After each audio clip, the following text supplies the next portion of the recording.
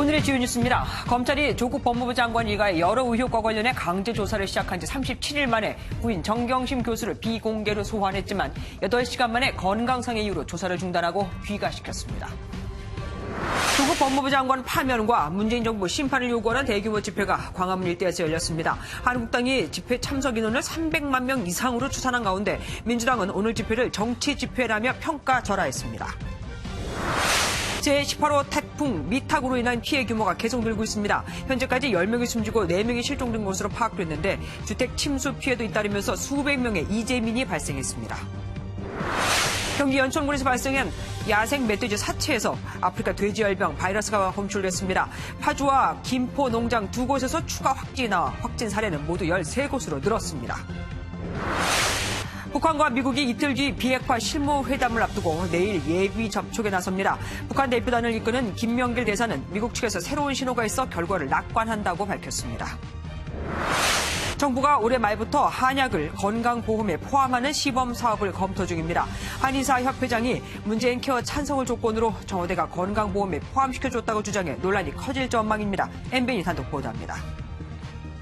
조국 법무부 장관의 부인인 정경심 교수가 검찰에 비공개로 출석했지만 8시간 만에 건강상의 이유로 조사 중단을 요청한 뒤 귀가했습니다. 검찰은 재소환을 통보했습니다. 현장에 있는 취재기자 연결해 보겠습니다. 손기준 기자, 정 교수가 조사 중단을 직접 요청했다고요? 네, 검찰은 오늘 오전 9시쯤 조국 법무부 장관의 부인인 정경심 교수를 비공개로 소환했습니다.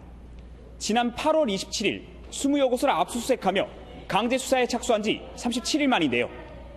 애초 검찰은 사실상 정 교수를 공개 소환할 뜻을 시사했지만 건강 상태 등을 고려해 비공개 소환을 택했습니다. 점심 무렵에도 청사 바깥으로 모습을 드러내지 않은 것으로 보아 정 교수는 내부에서 식사를 해결한 것으로 보입니다. 그런데 변호인 동석하에 조사를 받던 정 교수가 갑자기 8시간 만에 귀가했습니다. 검찰 관계자는 정 교수가 건강 상태를 이유로 조사를 중단해 줄 것을 요청하여 조사를 중단하고 귀가하게 했다고 밝혔습니다. 조사가 중단된 만큼 검찰은 정 교수에게 재소환을 통보했다고 밝혔는데요. 다만 건강상의 이유로 조사가 중단됐기 때문에 정 교수가 재소환되는 데에는 시간이 걸릴 것으로 보입니다. 그런데 정 교수가 오늘 소환된 건 오늘이 오촌 조카의 구속기한 만기일이기 때문 아니었습니까? 어떻게 되는 거죠? 네, 그렇습니다. 오늘은 이미 구속된 오촌 조카 조모 씨의 구속기한 만기일인데요. 검찰은 조금 전 조 씨를 자본시장법 위반과 배임 및 횡령, 증거인멸 교사 등의 혐의로 재판에 넘겼습니다. 검찰은 사모펀드 의혹과 관련해 정 교수와 오촌 조카를 사실상 공범관계로 보고 있어 정 교수의 혐의도 공소장에 적시한 것으로 알려졌습니다. 따라서 오늘 정 교수 소환에 맞춰 오촌 조카도 불러 사실관계를 확인한 것으로 전해졌습니다. 한편 검찰은 웅동학원 채용비리 의혹과 관련해 또 다른 인물에 대해서도 배임 수재 등의 혐의로 구속영장을 청구했습니다. 지금까지 서울중앙지방검찰청에서 MBN 뉴스 송기준입니다. 검찰이 정경심 교수에 대해 들여다보는 혐의를 좀 정리해 볼까요? 일단 정 교수는 딸의 동양대 표창장을 위조한 혐의로 이미 기소돼 보름 뒤에 재판이 시작됐는데 여기에 사무소 위조 행사와 공무집행 방해 혐의가 추가될 수 있습니다. 그리고 검찰이 오늘 소환해서 집중한 건 정 교수가 조국 일가 사모펀드의 사실상의 실소유주가 아닌가 하는 부분이었을 겁니다. 정 교수는 펀드 운영사인 코링크 PE의 설립 자금을 모두 댄 것으로 의심받고 있고 펀드 투자처인 WFM에서 받은 자문료에 코링크의 투자 운영 보고서 작성 개입까지 사실상 이 회사 경영에 다 관여했다는 의혹을 받고 있거든요. 여기에 사모펀드 투자사 자금을 횡령한 혐의로 이미 구속된 오촌 조카와 횡령 공범이 될 수도 있습니다. 이 밖에도 가족의 자산 관리를 맡아온 증권사 직원 김모 씨를 통한 동양대 연구실 컴퓨터 반출 등 증거인멸 교사 혐의까지도 받고 있죠. 정 교수의 소환으로 이제 검찰의 칼끝은 조국 장관을 겨냥하게 됐습니다. 고정수 기자가 보도합니다. 부인이 검찰에 비공개 소환된 날 조국 법무부 장관의 모습은 자택에서도 보이지 않았습니다. 법무부는 조 장관의 공식 일정이 없고 수사 중인 사안이란 원론적 입장입니다.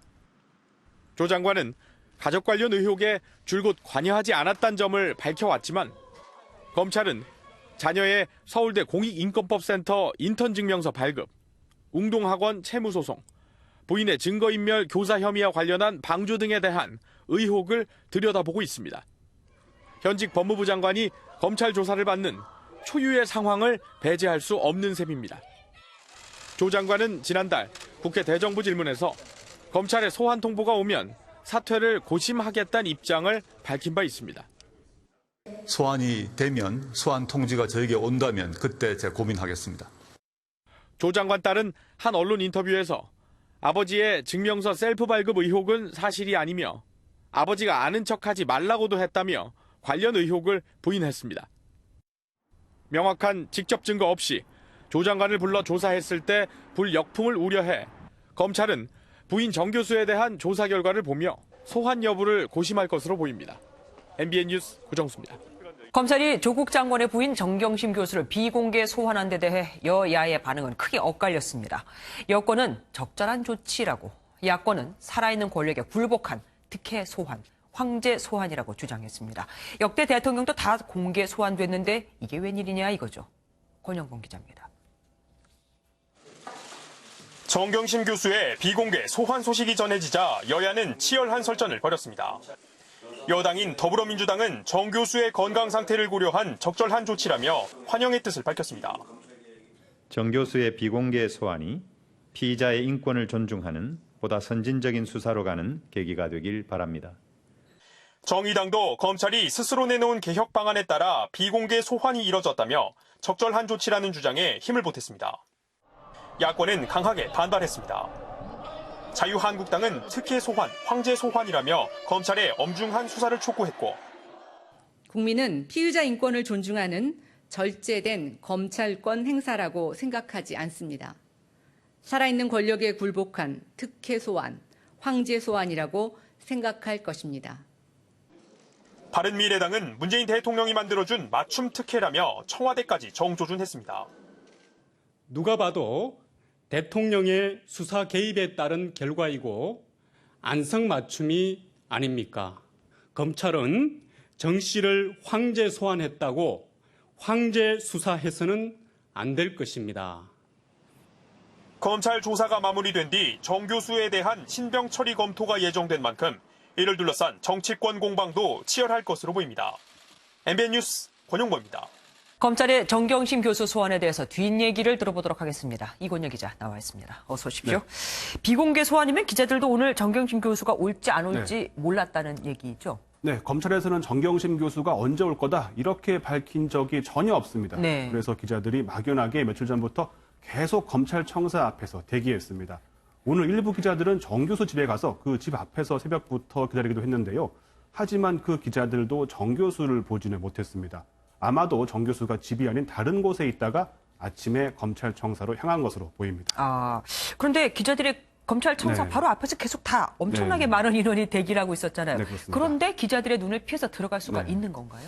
그 서울중앙지검에 걸어서 들어갈 수 있는 문이 있고요. 또 지하주차장과 연결된 문이 있습니다. 아마도 정 교수는 그 문을 이용한 것으로 전해지는데요. 네. 차를 타고 지하주차장으로 들어가면은 기자들이 알기는 좀 어렵긴 합니다. 또 이렇게 지하로 들어가서 조사실까지는 가려면 검찰 직원 누군가 또 안내는 하긴 해야 되는데 아마도 검찰 측과 이런 안내 부분에 대해서는 사전 조율이 있었던 것으로 보입니다. 보통 그런 걸 대비해서 기자들이 지하 주차장에도 가 있지 않나요? 저희 때는 그랬었는데. 예, 그 주차장 앞에서도 오늘도 대기는 했는데 그 주차장 철문이 차가 열리면 그때만 바로 열리고 바로 닫히는 구조입니다. 그래서 차가 오면은 그 멀리서부터 누가 오는지 지켜봐야 되는데 사실 차 안에 누가 탔는지 알기가 좀 어려운 상황입니다. 썬팅이 진하게 돼 있을 수도 있는 거고. 어쨌든 그런 부분 때문에 야당에서는 황제 소환이다, 특별한 혜택을 줬다라고 주장하고 있는 거 아니겠습니까? 실제로 우리가 그걸 특혜라고 볼 수 있습니까? 그 소환을 공개할 수 있는 범위가 법무부 훈령으로 정해져 있습니다. 사건 관계인이 공적 인물인 경우입니다. 그 공적 인물의 대상도 고위공직자, 정당 대표 등으로 정해져 있습니다. 법무부 훈령으로 본다면 정 교수가 공적 인물은 아닌 겁니다. 하지만 과거 최순실 씨 소환을 공개한 전례를 본다면 공적 인물은 아니더라도 국민 관심이 큰 만큼 공개를 하는 게 맞다는 지적도 있습니다. 다만 건강 상태를 고려했다는 게 검찰 설명인 만큼 무조건 특혜 이렇게 못 받기는 좀 어렵습니다.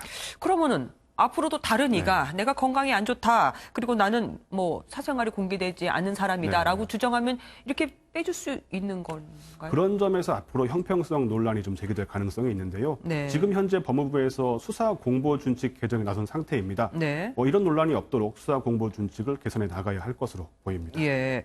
검찰이 문재인 대통령의 개혁 주문을 의식한 게 아니냐. 뭐 이런 말도 나옵니다. 결국 살아있는 권력 앞에서 네. 무릎 꿇은 거라고요. 그렇게는 안 보십니까? 원래 검찰이 정 교수를 통상 방식대로 검찰청사 1층으로 걸어오게 할 계획이었습니다. 네네. 이렇게 1층 현관으로 오면은 기자들이 바로 알 수 있기 때문에 사실상 공개 소환이다 이런 말이 나온 겁니다. 네. 그런데 문 대통령이 지난달 27일에 대변인 브리핑을 통해서 수사 관행 등을 개혁해야 한다고 검찰에 주문했습니다. 맞아요. 예. 그리고 검찰 내부에서 비공개 소환 이야기가 흘러나온 시점이 공교롭게도 이번 주 초입니다. 그 다음인 거죠. 예, 그러니까 검찰은 자체적인 판단이다 이렇게 주장을 하고 있는데 문 대통령이 검찰 개혁을 요구하자 소환 방식을 고민했다 이런 말이 나오고 있습니다. 어쨌든 정 교수는 네. 건강 상태 때문에 뭐 중단해달라, 조사를 네. 중단해달라고 요청하지 않았습니까? 건강이 실제로 많이 안 좋습니까? 뭐 정확한 상태는 개인정보라 저희가 알 수는 없긴 한데 정 교수가 실제로 과거 영국 유학 시절에 사고를 당해서 후유증을 앓고 있는 것으로 이렇게 전해지기도 합니다. 얼마 전 자택 압수수색 때도 그 충격을 받아서 구급차를 부를 뻔한 상황이 되기도 했습니다. 이렇게 건강 문제로 조사가 중단된 적이 또 있었습니까? 있습니다. 지난 1월의 일인데요. 이명박 전 대통령의 친형 이상득 전 의원이 검찰 조사를 받다가 건강 상태를 이유로 조사 시작 4시간 만에 조사가 중단된 사례가 있습니다. 예. 그리고 한편으로 이런 생각도 듭니다. 사실 정 교수 입장에서는 제가 정 교수라면은 어떻게든 또 오는 게 싫잖아요. 네. 한 번으로 조사를 끝내고 싶은데 물론 건강이 안 좋으니까 어쩔 수 없었다라고 하면 할 말은 없지만 그러면 오늘 이렇게 어쩔 수 없어도 간 건 자기가 혹시 생각한 것보다 검찰이 많은 증거를 갖고 있었기 때문에 거기 답하는 게 좀 힘들어서 그러니까 대책을 다시 세우기 위해서 일부러 끄는 게 아니냐는 생각도 해볼 수는 있습니다. 네, 그렇게 추측을 해볼 수는 있기는 한데 아직까지는 검찰의 수사 상황, 수사 어떻게 답변을 했는지 이렇게 공개가 되지 않았기 때문에 예단하기는 조금 어려운 상황이고요. 앞으로 수사 상황을 좀 지켜봐야 할 것으로 보입니다. 예, 검찰이 정 교수에 대해서 구속영장을 청구할 가능성은 어떻게 보십니까? 현재 그동안은 정 교수가 증거인멸 의혹을 받다 보니까 검찰이 구속영장을 청구할 것이다 이런 주장이 많았는데요. 네네. 하지만 최근에는 구속영장을 청구하지 않을 것이라는 예상이 조금씩 힘을 얻고 있습니다. 왜요? 일단 문 대통령이 수사 관행 개선을 요구한 게 있고요. 또 정 교수의 건강 상태가 또 하나의 변수가 됐습니다. 게다가 구속영장 발부 여부가 지금 관건입니다. 현직 장관 부인이 도주를 할 가능성이 없는 만큼 영장 발부를 장담할 수 없는 상황입니다. 영장이 기각되면 검찰이 조 장관 임명을 막기 위해서 무리한 수사를 했다는 비난이 바로 나올 겁니다. 예, 그렇겠죠. 다만 현재까지 검찰 내부 기류는 구속 수사 의견이 적지 않은 것으로 확인되긴 했습니다. 검찰의 고민이 깊을 수밖에 없습니다. 지금까지 이건열 기자였습니다. 자유한국당을 비롯한 야권과 범보수단체들이 서울 광화문 등 도심 곳곳에서 조국 장관 파면을 촉구하는 대규모 집회를 열었습니다.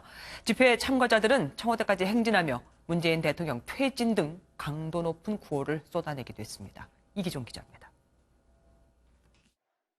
살리자 대한민국!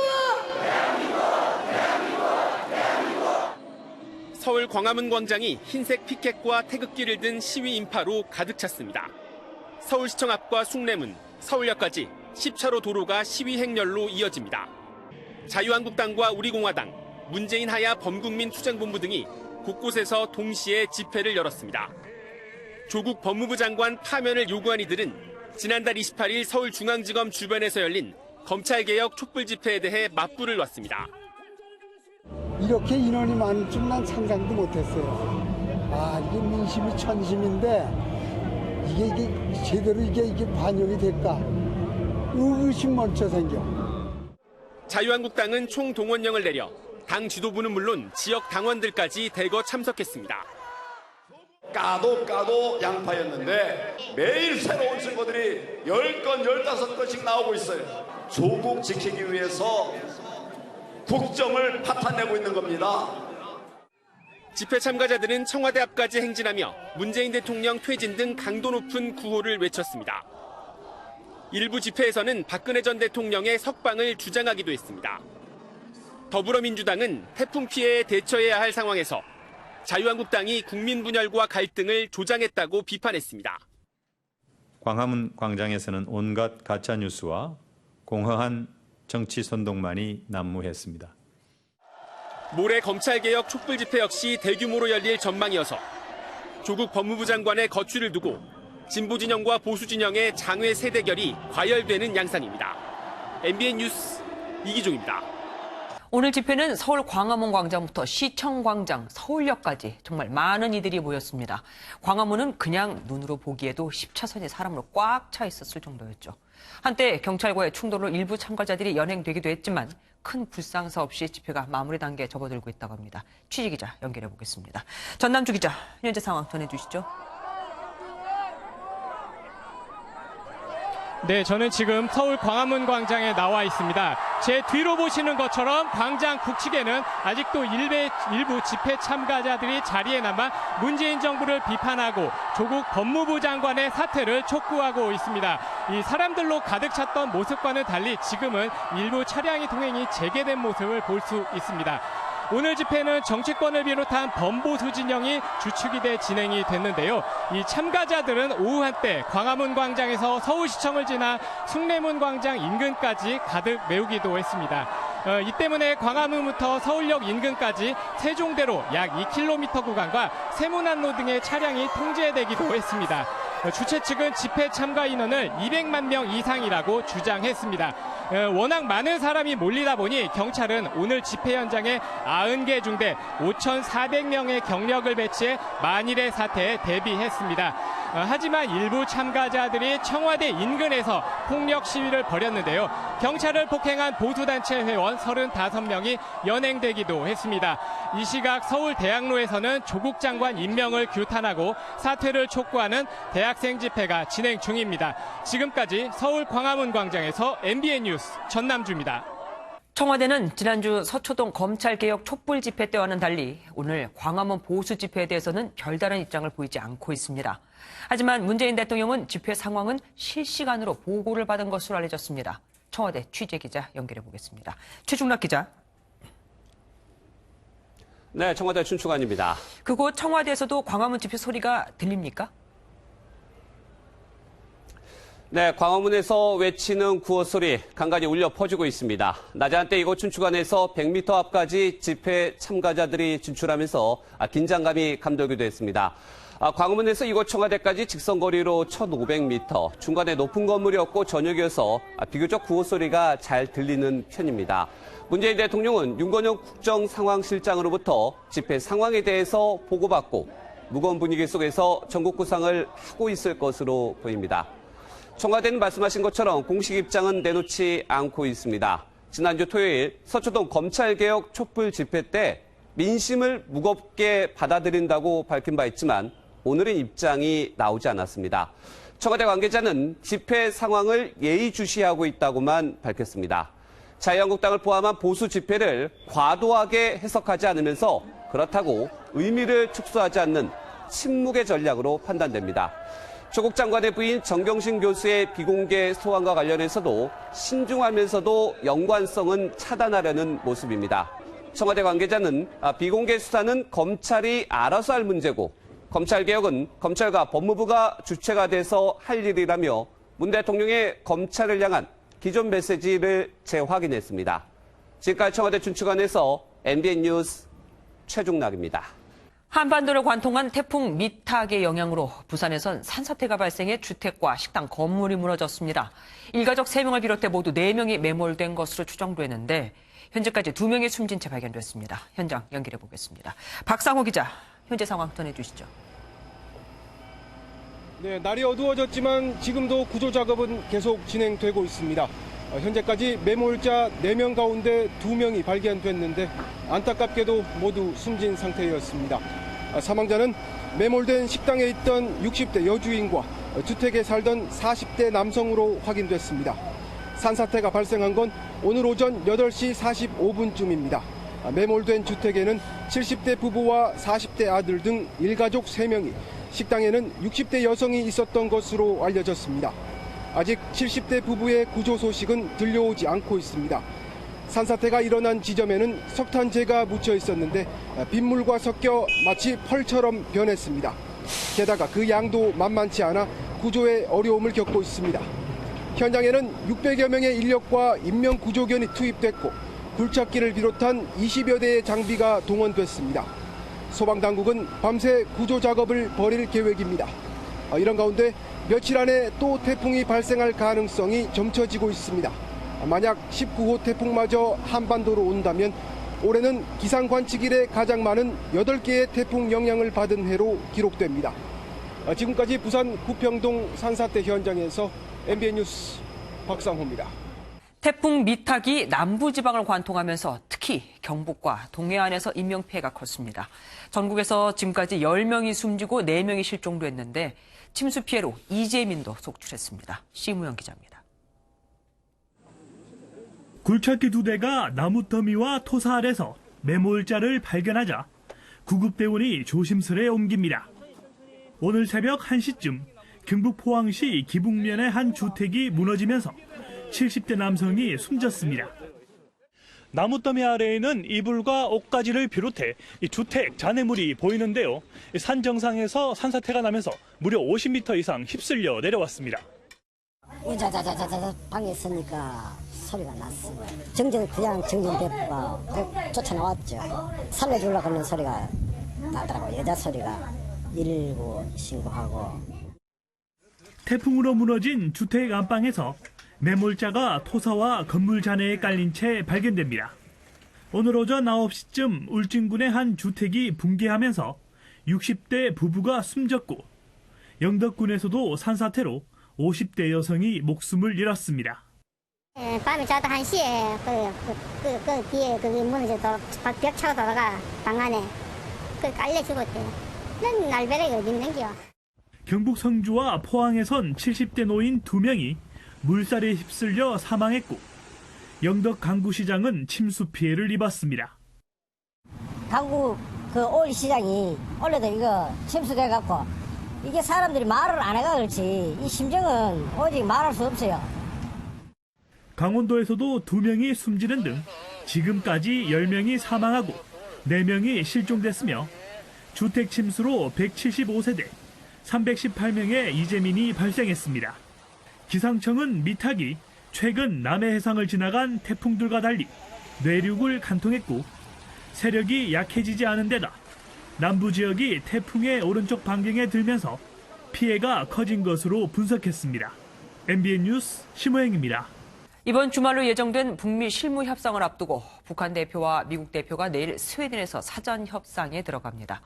미국은 북한의 어제 미사일 발사에 도발을 삼가라고 했지만 그래도 협상을 앞두고 굉장히 조심하는 분위기입니다.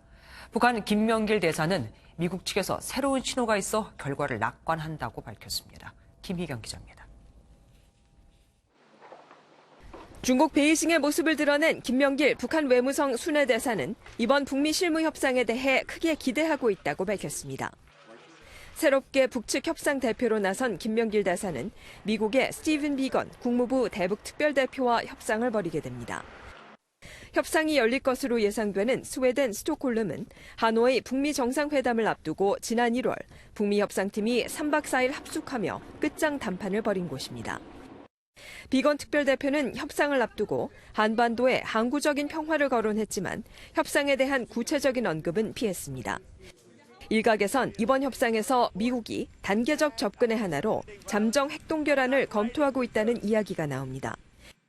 뉴욕타임스는 미국 관리들이 마쿠에서 트럼프 대통령이 원했던 신속한 조치보다 단계적 접근을 포함한 새로운 제안을 내놓으려 하고 있다며 잠정 핵동결이 고려되고 있다고 보도했습니다.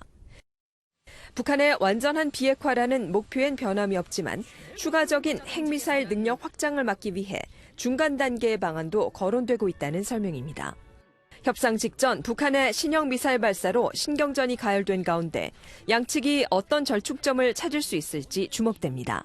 MBN 뉴스 김희경입니다. 북한이 어제 있었던 미사일 발사 장면을 공개하며 신형 SLBM 북극성 3형을 쏘았다고 발표했습니다. 북한 입장에선 매우 중요한 전략 자산이죠. 그런데 김정은 위원장이 이번엔 직접 지도에 나서질 않았습니다. 이유가 있겠죠. 백길종 기자입니다. 탄두부가 뭉툭한 미사일이 수면 위로 올라오더니 불을 뿜으며 빠르게 상승합니다. 북한 노동신문이 어제 있었던 북한 미사일 발사 장면을 공개했습니다. 10월 2일 오전 조선동의 원산만 수역에서 세용의 잠수함 탄도탄 북극성 3형 시험 발사를 성공적으로 진행했습니다. 뾰족한 탄두부에 탄두 1개를 탑재한 북극성 1형과 달리 북극성 3형은 뭉툭한 탄두부에 탄두 여러 개가 들어있을 것으로 추정됩니다. 북한이 오늘 공개한 북극성 3형도 그 과거의 북극성 1형의 저평형에서 좀 더 뭉툭한 탄두 형태로 바뀜으로써 탄두부의 적재 공간을 더 키웠을 뿐만 아니라 동체 진동을 극복하기 위해 설치하는 격자형 날개인 그리드핀 없이도 안정적으로 비행을 마친 점 등을 고려하면 북한의 기술력이 지난 3년간 한층 개선된 것으로 보입니다. 한편 북한은 이번 시험 발사엔 김정은 북한 국무위원장이 참관하지 않았다고 밝혔습니다. 이를 두고는 미국과의 실무 협상을 앞두고 북한이 도발 수위를 조절한 것이라는 분석이 나옵니다. 다만 이틀 앞으로 다가온 북미 실무 협상을 앞두고 대미 압박용 추가 도발에 나설 가능성도 제기되고 있습니다. MBN 뉴스 백길종입니다. 북한이 어제 발사한 미사일은 끝이 기존에 뾰족했던 것과 달리 뭉툭했습니다. 그래서 그 안에 여러 개의 탄두를 넣은 다탄두 미사일로 보이는데 아직은 완성형은 아닙니다. 추가 테스트가 이루어질 수 있다는 얘기가 되죠. 정규혜 기자입니다. 북한의 이번 SLBM 미사일 발사는 수중 발사대에서 이루어졌다는 게 우리 군과 전문가들의 공통된 평가입니다. 북한이 공개한 사진 한쪽 구석에 작은 선박이 보이는데 이 배가 수중 발사대가 설치된 바지선을 끌고 온 견인선일 가능성이 큽니다. 미사일을 잠수함에 탑재해 실전에 배치할 수 있는 수준에는 아직 이르지 못했다는 겁니다. 2,000km로 추정되는 사거리 역시 미국 본토를 위협하기에는 크게 부족합니다. 원산에서 하와이는 7,000km, 미서부는 8,000여 킬로미터인 만큼 잠수함이 기동해 태평양까지 진출하더라도 미국 본토를 타격하려면 3,000km 이상은 돼야 한다는 것이 전문가들의 분석입니다. 여기에 SLBM을 탑재해야 하는 3,000톤급 잠수함 역시 아직 미완성 단계입니다. 그 잠수함도요, 실전 배치용이라기보다는 실험용에 가까워요. 원자력 추진 잠수함에서 발생했을 때. 궁극적으로는 그 목표를 향해서 준비하고 있습니다. 이 때문에 북한은 앞으로 미사일과 잠수함의 성능 보완 작업과 함께 추가 테스트에 나설 가능성이 큽니다. 이런 가운데 일본 요미우리 신문은 우리 군의 정보 공유 요청과 관련해 일본 정부가 관련 정보를 제공할 방침이라고 보도했습니다. 이를 두고 일본 내에선 한국의 지소미아 재고가 필요하다는 목소리도 나오고 있습니다. MBN 뉴스 정규혜입니다. 화성 연쇄 살인 사건을 수사하는 경찰이 오늘은 이춘재에 대한 대면 조사 없이 주변 물증 찾기에 주력했습니다. 특히 이춘재가 털어놓은 14건의 살인 범행 외에 30여 건의 성폭력 사건은 피해자가 있죠. 때문에 수사 성과도 기대해 볼 수 있습니다. 이재호 기자가 보도합니다. 이춘재는 14건의 살인 범행 외에도 30여 건의 성폭행과 성폭행 미수 범행을 털어놨습니다. 피해자가 숨진 살인 사건과 달리 성폭행 사건 피해자는 경찰이 접촉할 수 있는 상황이라 수사 협조도 기대할 수 있습니다. 주먹이로 막 때리더라니까. 그 내가 그 끌고 올라가 거긴 해줘. 거기 끌고 가서 그냥 죽었는 건데 어떻게 거기를 내가 똥태미로 빠진 거지. 사람 사이에 무슨 어떻게 똥밑으로 내려갔고. 경찰은 이렇게 이춘재에게 당한 것으로 추정되는 피해자들에 대한 수사에 나섰습니다. 이들에게 새로운 진술을 확보해 과거 수사 기록과 함께 이춘재 자백의 신빙성을 확인할 예정입니다. 살인사건의 핵심 증거라고 할 수 있는 DNA 분석은 현재 3차 사건 증거물 분석이 진행 중입니다. 지금까지 4, 5, 7, 9차 범죄에서 이춘재의 DNA가 검출됐는데 3차 사건에 대한 분석이 끝나면 나머지 1, 2차도 차례대로 이뤄질 전망입니다. 현재까지 10차례 대면 조사를 마친 경찰은 오늘은 잠시 숨을 고른 뒤 이르면 내일부터 다시 조사를 이어갈 계획입니다. MBN 뉴스 이정입니다.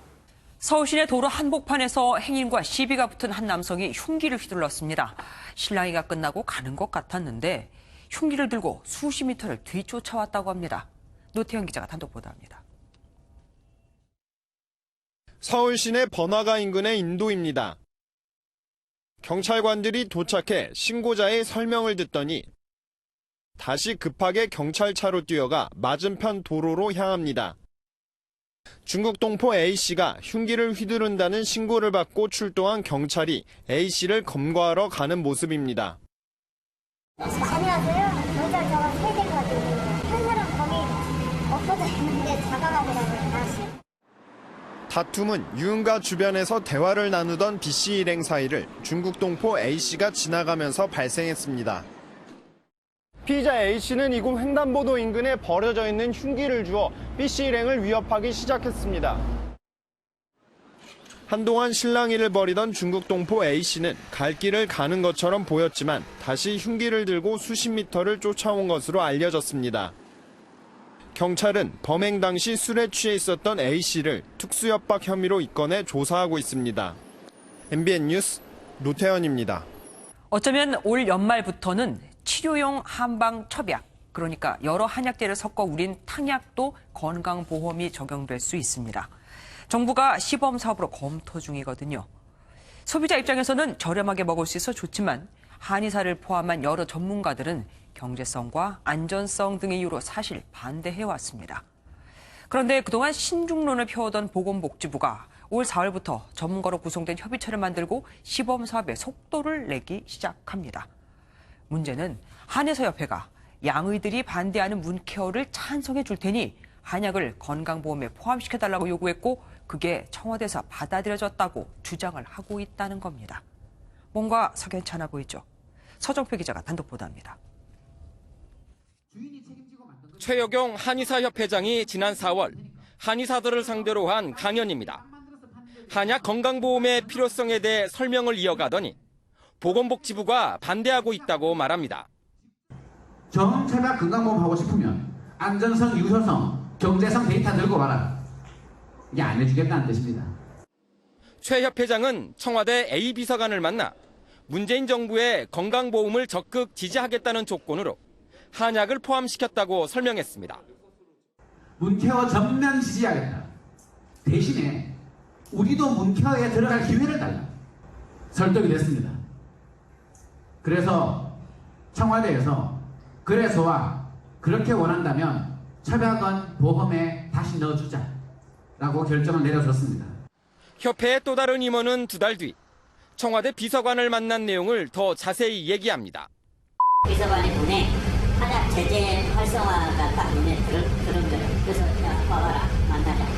그래서 가서 만났더니 이 같은 만남 이후 보건복지부는 지난 4월 갑자기 20여 명으로 구성된 한약 건강보험 전문가 협의체를 구성하고 본격적인 논의에 들어갔습니다.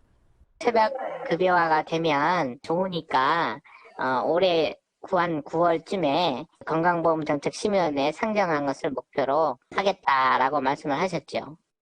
김술래 자유한국당 의원이 정치적 유착이라며 청와대와 최여경 회장을 검찰 고발 등 법적 조치도 검토하고 있는 가운데 한의사협회는 청와대에 업계 사정을 설명했을 뿐 정치적 유착은 사실이 아니다고 밝혔습니다. MBN 뉴스 서정표입니다. 경기 연천군 비무장지대에 한 야상 멧돼지 폐사체에서 아프리카 돼지열병 바이러스가 나왔습니다. 국방부는 우리 철칙이 완벽하게 막고 있어서 절대로 북한 멧돼지가 내려올 수 없다고 자신했었는데 일단 코앞까지 발생 확인은 된 겁니다. 오늘은 경기 파주와 김포 농가에서 돼지열병이 또 확인됐습니다. 이병주 기자입니다. 어제 오전 10시 반 경기 연천군의 비무장지대에서 수색작전을 하던 우리 군이 멧돼지 폐사체를 발견했습니다. 우리 측 남방 한계선 전방 약 1.4km 지점으로 검사 결과 아프리카 돼지열병 바이러스가 확인됐습니다. 지난해부터 야생 멧돼지에 대한 검사가 1,100여 건 진행된 가운데 해당 바이러스가 확인된 건 이번이 처음입니다. 방역당국은 돼지열병이 만연한 북한에서 내려온 멧돼지인 것으로 보고 있습니다. 지금 우리 지역 같은 경우에는 이중철책이라든지 센서가 달린 경계 시스템을 갖추고 있어요. 그래가지고 국방부에서는 통과할 수 없다. 또 최근 잇따라 돼지열병이 발생했던 인천 강화군의 한 군부대 근처에서 멧돼지가 바다로 잠수해 사라지는 모습이 포착돼 야생 멧돼지에 대한 전파 가능성에 힘을 싣고 있습니다. 더욱이 태풍이 많은 비를 뿌리면서 방역 허점에 대한 우려도 높아지고 있습니다. 태풍 미탁으로 인해 그간의 소독 조치 효과가 현저히 낮아졌기 때문에 어느 때보다도 긴장감을 갖고 방역에 임해야 합니다. 국내 아프리카 돼지열병 최초 발생일과 최장 19일의 잠복기를 고려하면 병 확산의 1차 고비가 이번 주말인 가운데 방역당국은 일제 소독을 실시하기로 했습니다. 경기 김포와 파주 농가의 의심 신고가 양성으로 판정되면서 현재까지 확진 사례는 모두 13건으로 늘어났습니다. MBN 뉴스 이병주입니다. 정부가 저소득층에게 주거보조금을 주는 주거급여 국고보조금 사업이 있습니다. 지급 규모가 900억 원이 넘는데 부정수급을 막기 위해 LH는 조사원을 파견하고 현장 조사를 진행한 후에 지급하도록 돼 있죠. 그런데 조사원이 현장에 가지도 않고 또 살고 있는 사람의 사인도 없이 보고서가 올라오는 등 조사가 엉망으로 이루어지고 있었습니다. 눈 먼 돈 참 많죠? 선한백 기자가 단독 보도합니다. 저소득층에게 주거보조금을 주기 위해서 한국토지주택공사 LH의 조사원이 현장을 방문한 후 작성한 주거급여 조사서입니다. 실제 작성된 조사서를 MBN이 입수해 확인해보니 임대 임차인의 서명란도 비워져 있고 현장 사진도 누락된 경우가 허다했습니다.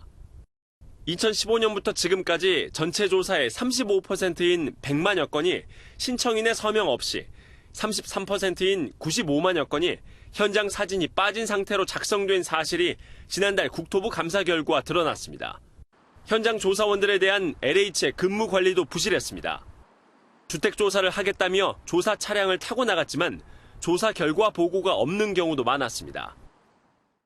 심지어 한 조사원은 47개 주택을 동시에 방문했다고 보고하는 등 조사원에 대한 관리 감독이 제대로 되지 않고 있었습니다. 실제 부실 조사가 행해진 지난 4년여간 지급된 국고보조금은 960억 원, 같은 기간에 발생한 부정 수급 건수는 80여 건에 달했습니다. 조사의 중요한 부분은 의무적으로 작성하도록 하고 한 명의 조사원에게만 책임을 맡기는 것이 아니라 중복 체크가 될 수 있도록 제도적으로 정비하는 것이 중요합니다. 이 같은 지적에 LH 측은 방문 조사가 불필요하다고 판단해 방문을 생략한 경우가 있었다면서 향후 조사원 복무 관리를 강화하겠다고 밝혔습니다. MBN 뉴스 선남비입니다. 태풍 미탁은 오늘 정오 동해상에서 온대저기압으로 약화됐습니다. 태풍이 물러나고 내륙은 점차 맑은 하늘을 되찾았는데요. 영동 지역은 태풍의 영향으로 밤까지 5에서 10mm 안팎의 비가 더 이어지겠습니다. 동해안 지역을 중심으로는 아직까지도 폭풍 해일주의보가 내려진 가운데 모레까지 해상에서는 높은 파도에 유의하셔야겠습니다. 태풍이 지나고 대기 중에 수증기가 많은 데다 밤사이 기온이 내려가면서 안개가 짙어지겠습니다. 내일 아침까지 내륙에서는 가시거리가 200m 이하인 곳도 있어 주의가 필요하겠고요. 강원 영동 지방은 동풍이 유입되면서 내일 밤부터 또다시 비가 내리기 시작하겠습니다. 내일 중부지방 맑은 가운데 서울의 아침 최저기온 18도, 한낮 기온은 28도까지 올라 일교차가 무척 크겠습니다. 남부지방 광주의 한낮 기온이 28도, 대구도 28도까지 오르면서 평년보다 높은 기온이 예상됩니다. 강원 영동 지역 밤부터 비가 내리기 시작하겠습니다. 주말에는 강원과 경기, 경북을 중심으로 비 소식이 들어있고요. 주말부터 낮 기온이 크게 내려가며 선선해지겠습니다. 날씨였습니다. MBN이 선정한 이 한 장의 사진입니다. 법정에서 한 흑인 청년이 자신의 형을 실수로 죽인 백인 여성을 꼭 껴안아주고 있습니다. 자신이 사는 아파트 층을 헷갈려 위층에 들어가 집에 남자가 있는 걸 보고는 침입자로 오인해 권총을 쏜 겁니다. 예상보다 짧은 10년형이 선고되자 많은 이들이 인종차별까지 논하며 격분했지만 이 친동생이 보여준 행동으로 법원은 그야말로 숙연해졌다고 합니다. MBN 종합뉴스 여기서 마치겠습니다. 함께해 주신 여러분 고맙습니다.